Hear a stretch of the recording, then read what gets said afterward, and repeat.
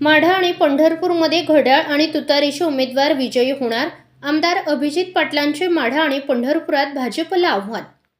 जिल्हा परिषद निवडणुकीमध्ये माढा आणि पंढरपूर तालुक्यात शरद पवारांची तुतारी आणि अजित पवारांच्या घड्याळाची युती करून आम्ही लढत आहोत. पंचायत समिती आणि जिल्हा परिषदेच्या काही जागांमध्ये चिन्हांचे वाटप केले आहे. आपण आपल्या विरोधातील प्रस्थापितांना घरी बसवण्यासाठी ही निवडणूक लढवत आहोत, असे म्हणत आमदार अभिजित पाटील यांनी थेट भाजपचे उमेदवार घरी बसवणार असल्याचे आव्हान दिले आहे. विधानसभा निवडणुकीत सगळे आपल्या विरोधात असतानाही आपण 30,000 मतांनी निवडून आलो.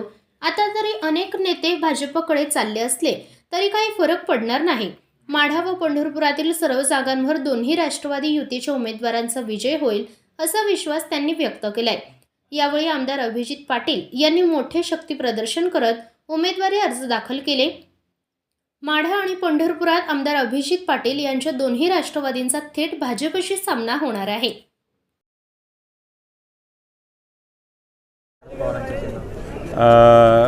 माझ्या मतदारसंघातील तसेच पंढरपूर तालुक्यातील 8 जागा आणि माढा मतदारसंघातील माझ्या असणाऱ्या 5 आणि कुर्डू 6 अशा सगळ्या ठिकाणी आम्ही अजितदादा पवारांच्या राष्ट्रवादीबरोबर आमची शरदचंद्र पवार साहेबांची तुतारी या दोन्ही पक्षाचं एकत्रित आम्ही आघाडी करून निवडणूक लढतो आहे. आणि सर्व ठिकाणी त्या ठिकाणी स्वच्छ, चांगले आणि कर्तबगार असणारे त्या ठिकाणी उमेदवार, त्यातल्या त्यात विशेषतः तरुणांना आणि माझ्या मायमाऊलींना त्या ठिकाणी आम्ही संधी देतो आहे. तुतारीवर किती असते? सगळेच घड्याळ नाही, आपण मिक्स मॅचअप केलं आहे. काही ठिकाणी वर घड्याळ असेल तर खाली तुतारी वर असेल तर घड्याळ, त्या ॲडजस्टमेंटनुसार आम्ही त्या ठिकाणी एक संघ दोन राष्ट्रवादी एकत्र आल्यानंतर काही राष्ट्रवादीतले नेते ते आता राष्ट्रवादीची साथ सोडत आहे, कमळ हाती घेत आहे. काय त्यांना भीती वगैरे जाणवली? काय संपर्क झाला त्यांच्याशी? भीतीपेक्षा त्यांना आता डबल बारी आली, कारण सगळे पक्ष फिरून आता डबल एक रिपीट राऊंड चालू आहे. त्यामुळे त्यांच्याबद्दल बोलण्यासारखं काय ही वाटत नाही. काही प्रदेशाध्यक्षाकडे तक्रारी केल्यात, आम्हाला ईबी फॉर्म मिळाली नाही म्हणून. त्यांनी माझ्याकडे मागायला आले असते तर ठरवलं असतं, पण आलेच नाहीत मागायला. नाही, आमची बोलणी सुरू आहेत. आता जागा अर्ज भरल्यानंतर त्याच्यावर आम्ही काही जागेवर मागं पुढं सरकारचं ठरलं तर आम्ही करू.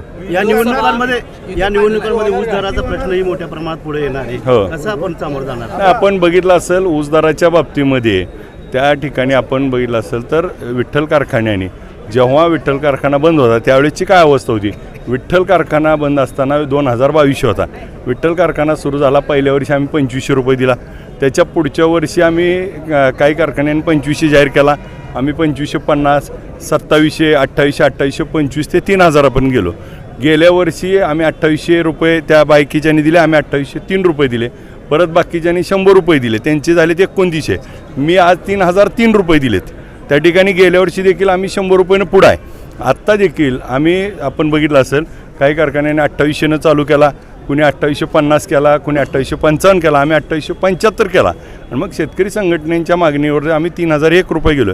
आणि कारखाना त्या ठिकाणी चालवत असताना विठ्ठल कारखाना चालू झाल्यामुळे दराची स्पर्धा सुरू झाली.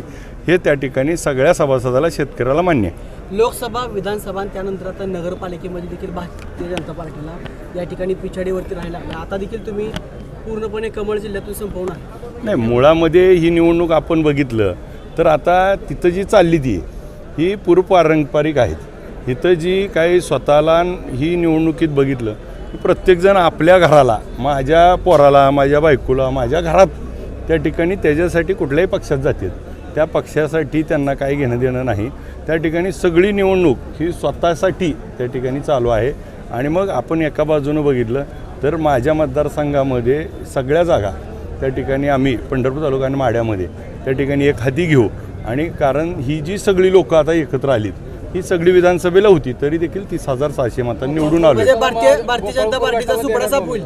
नाही, माझ्या समोर असलेले दोन्ही प्रस्थापित नेते त्या ठिकाणी त्यांना त्या ठिकाणी घरी बसवायचे, त्यांच्या विरोधात आमची सर्व आघाडी आहे. आपण नगरपालिकेप्रमाणे दबाव तंत्र जर भाजपने सुरू केलं जिल्हा परिषदेला तर काय भूमिका राहणार आपली? नाही, मुळामध्ये आता आम्ही पक्षाच्या अधिकृत उमेदवारावर भरलंय आणि दबाव तंत्राचं जी काय आपल्याकडनं माहिती मिळते ते आता कुणावर काय कशा पद्धतीनं त्याचं प्रत्येकाला माहिती आहे. आणि अशी काय परिस्थिती त्या ठिकाणी राहत नाही. उमेदवार कसे असतील? उमेदवार देणार का? नाही, आता आम्ही सगळे त्या ठिकाणी अर्ज भरलेत. पंढरपुरातले 8 उमेदवार कोण असतील? नाही आता नावं तुम्हाला कारण 3 वाजता त्याची बी फॉर्म सगळ्याला मिळाल्यानंतर आपल्याला यादी मिळेल. चर्चा चालू आहेत. चर्चा चालू आहेत. चला ओके पालकमंत्र्यांकडून कुठेतरी दबाव आणण्याचा प्रयत्न झालाय प्रश्न.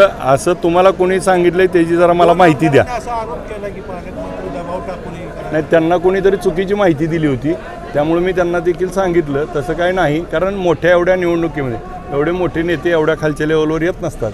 ते कारण नसताना त्या ठिकाणी वातावरण तयार करून स्वतःला काहीतरी हे करण्याचा प्रयत्न काही लोक करत आहेत, परंतु तो गैरसमज आहे. नगरपालिकेला तुम्ही ऐन टायमाला माघारी घेतली तो दबावच होता बोललं जातं मग ते खोटे होते. सगळ्यात महत्त्वाचं बघा, आम्ही त्यावेळेस युती करत होतो, आघाडी आमची त्यांची झाली होती आणि मग एकत्र लढायचं ठरल्यानंतर मग काही वाटाघाटी चर्चा झाल्या नाहीत.